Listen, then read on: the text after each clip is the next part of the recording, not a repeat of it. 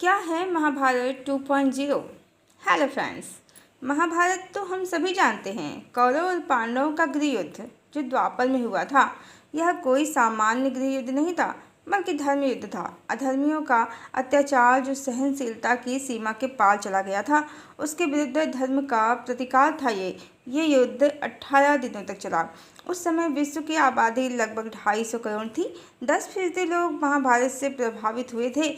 इसमें 1 अरब 66 करोड़ 20 हजार लोगों के मारे जाने का अनुमान है। महाभारत में 17 तरीके की व्यूह रचनाएं की गई थी। नागास्त्र, ब्रह्मास्त्र जैसे अस्त्रों का प्रयोग किया गया था।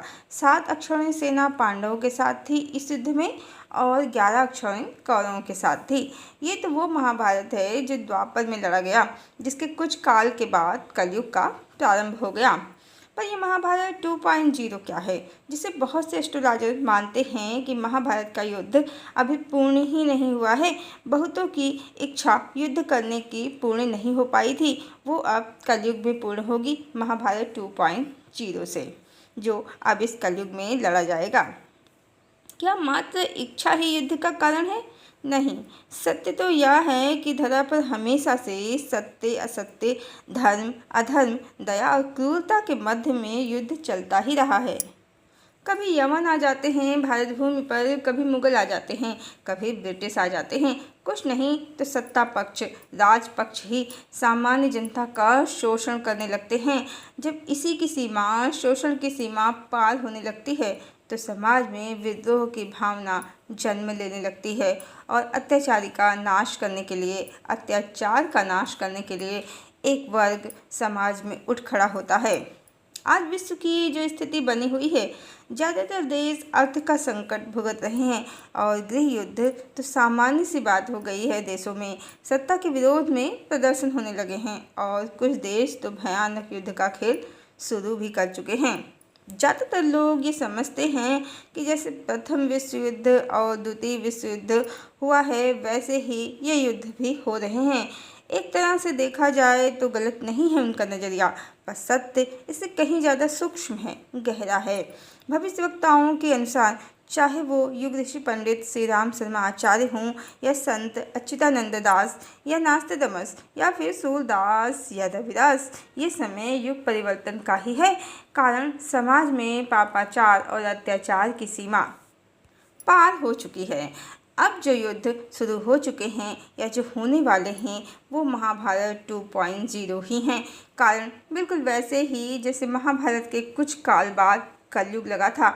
अब इन युद्धों के समाप्ति के कुछ काल बाद सतयुग लग जाएगा।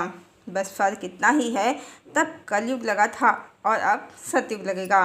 द्वापर भी कोई बहुत अच्छा युग नहीं था। स्त्रियों की दशा तब बहुत ही दयनीय थी। महारानी द्रौपदी का चीरहरण इसका ठोस प्रमाण है। धर्म के मात्र 2 ही चरण थे तब, और स्त्रियों को दासी ही समझा जाता था। आज जो समाज में एक पत्नी व्रत का नियम, स्त्रियों में शिक्षा और आर्थिक स्वावलंबन देखने को मिल रहा है, वह मात्र आते हुए सतयुग का दर्शन है।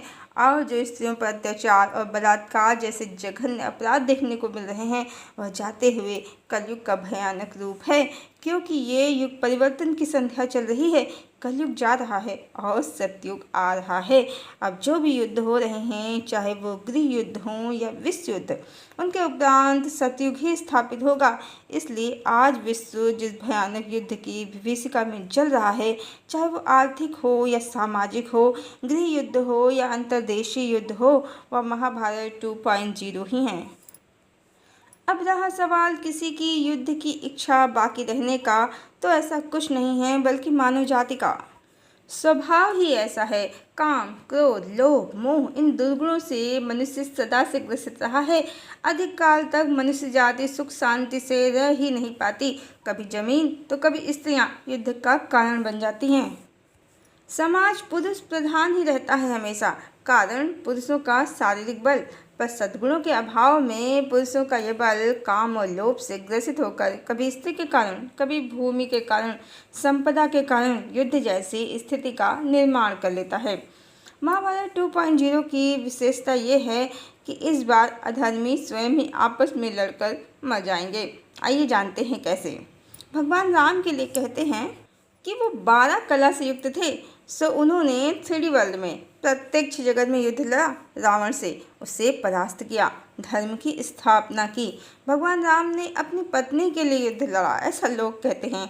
इसी प्रकार भगवान श्री कृष्ण के लिए कहते हैं कि वो 16 कला से युक्त थे और भी शक्तिशाली, पर उन्होंने महाभारत के युद्ध में स्वयं नहीं लड़ा, पांडवों की तरफ से, और उनकी सेना, नारायणी सेना, तो कौरवों की तरफ थी।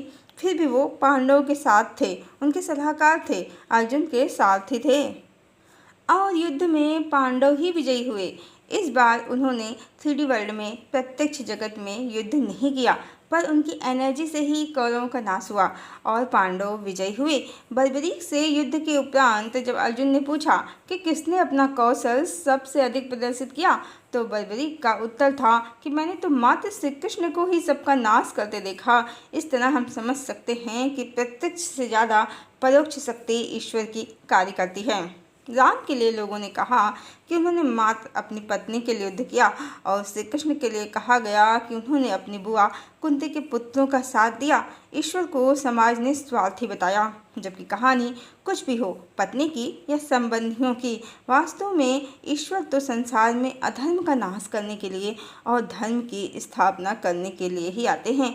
और बिल्कुल इसीलिए इस बार अवश्य ही ईश्वर धरा पर हैं भविष्यवाणियों के अनुसार, और वो 64 कलाओं से युक्त हैं। श्री राम और श्री कृष्ण से भी ज़्यादा शक्तिशाली, श्री कृष्ण से 4 गुना अधिक शक्तियों के साथ। उनकी एनर्जी मात्र से, प्रभाव मात्र से अधर्मी आपस में लड़कर मर जाएंगे। इस बार न तो उनकी पत्नी और न उनके संबंधी इस युद्ध का कारण होंगे, बल्कि ईश्वर की ऊर्जा से उनके सभी प्रिय लोग अच्छे से अपना जीवन निर्वाह करते रहेंगे, धर्म के पथ पर चलते हुए और अधर्मी अपनी ही कुबुद्धि के चलते और ईश्वर की इच्छा से काल को प्राप्त होंगे। कहते हैं ना, विनाश काले विपरीत बुद्धि।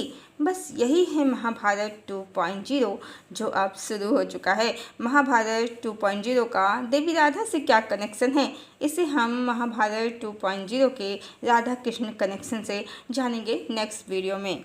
हरिओम।